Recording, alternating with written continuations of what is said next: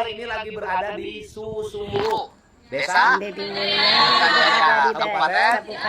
Nah, di kampung ini warganya beragam agama. Ibu agamanya Katolik, Bapak Islam. Ya, Sundawiwitan. Ibu, Bapak Katolik, Bapak Teteh Islam. Mereka itu beragam agamanya, hidup damai di sini. Yang perlu ditata di sini satu, rumah ibadahnya akan segera kita renovasi seluruhnya. Semuanya, seluruh rumah ibadah. Mantap, terima kasih KDM. Agamanya ditata dibangun yang mencerminkan kebudayaan Galuh. Nah, yang ketiganya jalannya dibikin lecir. Yang keempatnya saya harapkan ke depan masyarakatnya karena sudah ditata harus bajunya mencerminkan bajunya Budaya Sunda. baju Cita Resmi.